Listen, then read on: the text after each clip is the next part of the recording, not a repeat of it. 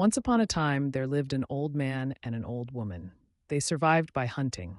One day, while I was watching my trap, a large stork fell into it, the old man said reminiscently. A large stork fell into the old man's trap. Stay calm, little one. I'll free you, the old man said gently. Old man, I am the king of storks. If you release me, I will grant you whatever you wish, the Stork King said, grateful. The Stork King, what a surprise! I shall let you go, mighty king, the old man replied, astonished. The next morning, he set out to visit the Stork King for his promised gift. Whose sheep are these? The old man asked, curious. These sheep belong to the Stork King, the shepherd replied, informative. Whose horses are these? The old man asked, inquiring. They belong to the Stork King. What brings you here, old man? The horseman replied, friendly. The old man, unsure, said, The Stork King promised me a gift. What should I request? The horseman advised him, The Stork King has a magic pot. If you say, boil pot, gold will bubble out. Ask for that.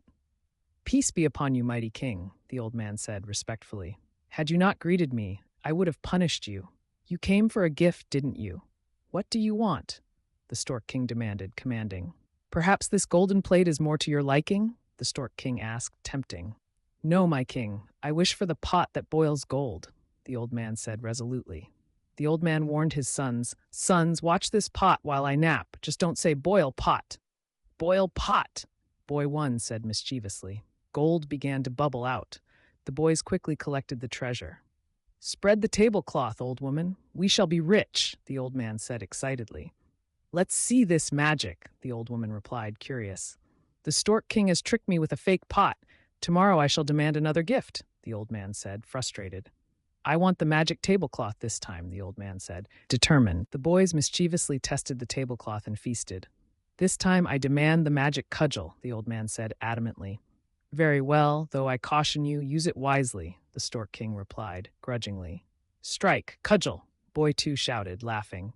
The cudgel began to beat them fiercely. Stop it, grandfather. We confess we stole your pot and tablecloth, boy three pleaded. Stop, cudgel, the old man commanded. With the gold, the old man built a grand house and even invited the local king to feast. I am a ruler. How can I visit the house of a poor old man? The king said haughtily. Strike, cudgel, the old man exclaimed triumphantly. The cudgel beat all the soldiers and finally struck the king himself. Old man, stop your cudgel. You have won, the king said plaintively. Then stop, cudgel, for I accept the kingdom, the old man declared, his voice majestic. The old man became ruler of the country and achieved all his desires. Your Majesty, what is your first command? The new courtier asked respectfully. Let prosperity spread to every corner of our land, the old man replied benevolently.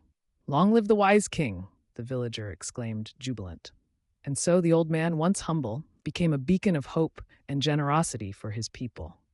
Who would have imagined this turn of fortune? The old woman said wistfully. We were always rich, my dear. Rich in love and experience, the old man replied contentedly. The castle gardens flourished, filled with laughter and life under the old man's rule. It's wonderful to see happiness around us, my dear, the old man said, his voice satisfied. Our legacy will be one of joy and unity, the old woman declared, proud of their shared future. To future generations, may you cultivate wisdom and kindness, the old man said thoughtfully.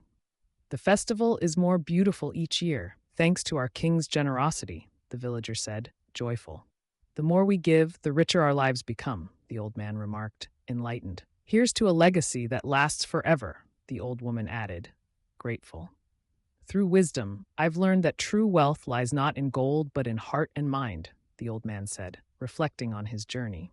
Your journey transformed your heart and the world around you, the old woman responded, her voice filled with admiration.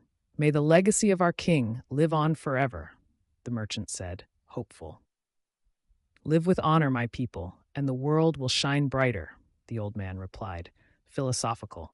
A world filled with peace is the greatest triumph of all, the old woman said, her voice tranquil. Together we have sown seeds of kindness that will bloom for generations. The old man replied, affection in his tone. As I step back from the throne, may future leaders uphold the virtues of wisdom and kindness, the old man said, reminiscent. Your reign shall be remembered as the golden era of our lands, the courtier replied, respectfully. Even in his absence, the old man's wisdom whispers through the trees, the villager said, nostalgic. Through his actions, the old man taught us that love and generosity are the strongest forces of all. In following the steps of our wise predecessor, let us nurture our people with compassion and strength, the new king declared, determined. The spirit of wisdom reigns with you, your majesty, the advisor said admiringly. I wish to be as wise as the old king, the child said with innocence.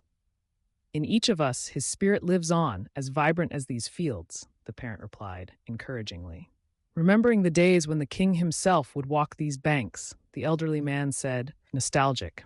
His touch still graces the land with peace. Like this endless river, the elderly woman remarked, peaceful. Pupils, let the old king be a beacon in your studies and lives, the teacher said, instructively. To walk dream paths shaped by his legacy, a student responded, aspirationally.